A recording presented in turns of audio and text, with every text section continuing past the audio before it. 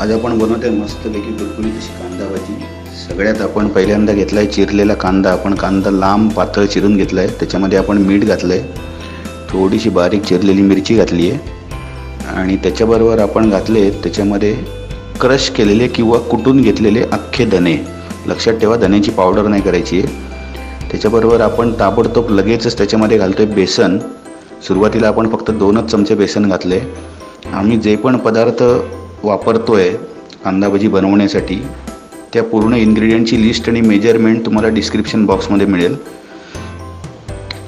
बऱ्याच वेळेला कांदा भजी बनवताना लोक एक चूक करतात की मीठ घालून कांदा ठेवून देतात तसाच बराच वेळ पाणी सुटायला। तसं अजिबात करायचं नाही आहे आपल्याला।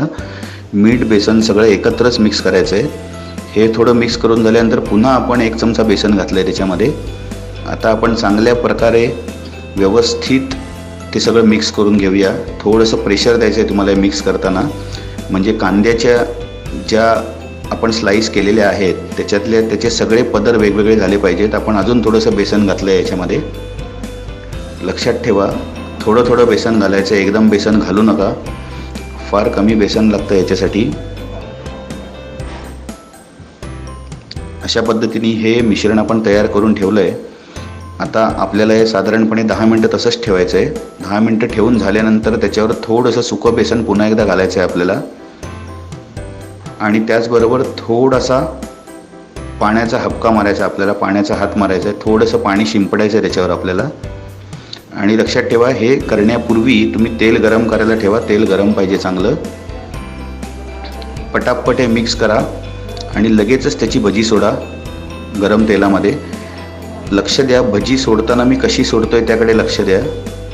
बरेच जण ते पूर्ण सगळं मिश्रण एकत्र करतात, त्याचा गोळा बनवतात आणि मग सोडतात फ्राय करायला। असं अजिबात करायचं नाही आहे।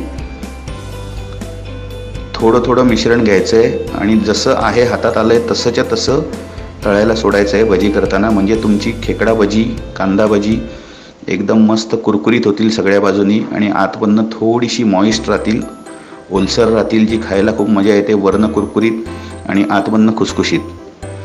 हे बघा, अशा पद्धतीने मी भजी सोडली आहेत।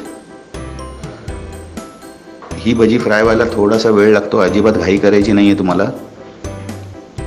आणि मुळात ते सगळं मिश्रण तयार झाल्यानंतर तुम्ही बघितलं असेल की सगळ्यात महत्त्वाची गोष्ट जी लक्षात ठेवायची आहे तुम्हाला, जी अगदी सिक्रेट टिप आहे की फक्त कांदा एकमेकाला पकडून राहण्यापुरतंच बेसन घालायचं आहे। बरेच जण आधीच सगळं बेसन घालून टाकतात, बरेच वेळा ते खूप जास्त होतं आणि मग बेसनाचीच भजी खाल्ल्यासारखं ते लागतं। तर तसं होऊ नये। हे बघा, कांदा भजी फ्राय होताना पण तुम्हाला कांदा याच्यामध्ये दिसतोय आणि फक्त तो सगळा कांदा एकत्र पकडून ठेवण्यासाठीच त्याच्यामध्ये बेसन घातलं आहे। चवीपुरते आपण धने घातलेत, मिरची घातली आणि मीठ घातलं आहे। या व्यतिरिक्त काहीही घातलेलं नाही आहे। बरेच जण याच्यात हळद घालतात, लाल तिखट घालतात, बरंच काय काय घालतात, पण त्यामुळे तुमच्या कांदा भजीचा रंग खराब होईल। कारण हळद आणि तिखट हे फ्राय करताना पटकन जळून जातात, त्यामुळे ते काळपट दिसेल, जास्त काळपट होईल आणि तुम्हाला वाटेल की भजी तळून झाली आहेत म्हणून तुम्ही बाहेर काढाल, पण आतमधनं ती कच्चीच असतील। हे बघा, आता आपल्या भजीला मस्तपैकी छान कलर यायला लागला आहे। खूप डार्क ब्राऊन कलरपर्यंत आपल्याला फ्राय करायची नाही आहेत। थोडासा ब्राऊन कलर यायला लागला की आपल्याला ती दुसऱ्या बाजूला पलटून घ्यायची आहेत। चांगली सगळ्या बाजूनी फ्राय करून घ्या व्यवस्थित। मध्यम आचेवर फ्राय करायची आहेत। गॅस अजिबात मोठा करू नका, फ्लेम वाढवू नका लवकर फ्राय होण्यासाठी।